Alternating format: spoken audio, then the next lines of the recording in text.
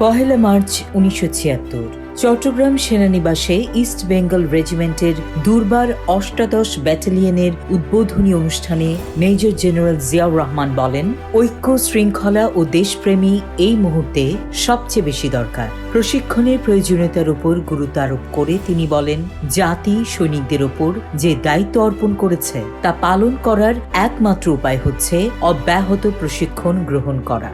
General Zia বলেন, প্রশিক্ষণ গ্রহণে অবহেলা দেখানোর কোনো সুযোগ নেই। এই ব্যাপারে যে কোনো ধরনের শিথিলতা দেখানোই হবে জাতির স্বার্থের প্রতি বিশ্বাসঘাতকতার শামিল। চট্টগ্রামে জেলা পরিষদ হলে স্থানীয় সরকারি কর্মকর্তা কর্মচারীদের উদ্দেশ্যে ভাষণ দানকালে অভীষ্ট লক্ষ্য অর্জনের উদ্দেশ্যে ত্যাগ, সততা ও দেশাত্মবোধক মনোভাব নিয়ে কঠোর পরিশ্রম করে যাওয়ার জন্য আহ্বান জানান সেনাপ্রধান ও উপপ্রধান সামরিক আইন প্রশাসক major general Ziaur Rahman.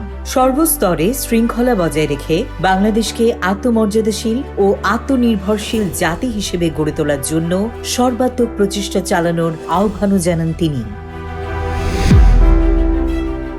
১ March ১৯৭৭ Sherebangla নগরে গ্রাম প্রতিরক্ষা দলের প্রথম জাতীয় র্যালিতে ভাষণ দানকালে সেনাপ্রধান ও প্রধান সামরিক আইন প্রশাসক মেজর জেনারেল জিয়াউর রহমান বলেন, ইনশাআল্লাহ গ্রাম প্রতিরক্ষা দল এবং আইন শৃঙ্খলা রক্ষাকারী অন্যান্য সংস্থা ও জনসাধারণের সম্মিলিত শক্তির সামনে সীমান্ত ও দেশের অভ্যন্তরে পরিচালিত সকল অশুভ তৎপরতা নস্যাৎ হয়ে যাবে।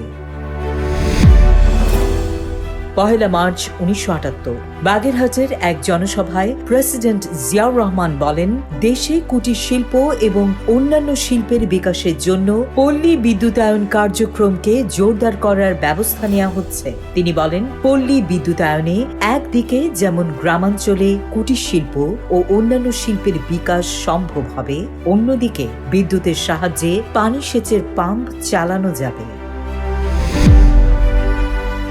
১ মার্চ ১৯৭৯ ফোরাত নদীর তীরবর্তী ঐতিহাসিক কারবালা পরিদর্শন করেন ইরাক সফররত প্রেসিডেন্ট জিয়াউর রহমান। এই সময় প্রেসিডেন্ট এবং তার সফর সঙ্গীরা হযরত ইমাম হোসেন রাদিয়াল্লাহু আনহুর মাজারে ফাতিহা পাঠ করেন। দিনভর প্রেসিডেন্ট জিয়া বিভিন্ন পবিত্র স্থান পরিদর্শনের মাধ্যমে ব্যস্ত সময় কাটান। ১ মার্চ ১৯৮০ প্রেসিডেন্ট জিয়াউর রহমানের উদ্যোগ ধর্মঘট ও লক আউটের সুবিধা সহ নতুন শ্রমনীতি ঘোষণা করে সরকার।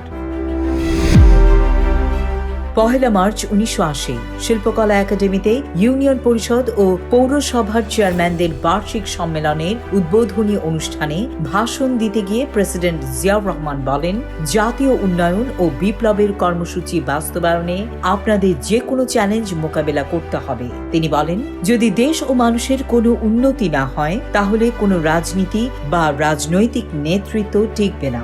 বিএনপির কর্মসূচির প্রতি সকল স্তরের জনগণ অনুমোদন দিয়েছে জানিয়ে প্রেসিডেন্ট বলেন, আমি দেশে সংবিধান বাস্তবায়ন করতে বদ্ধপরিকর।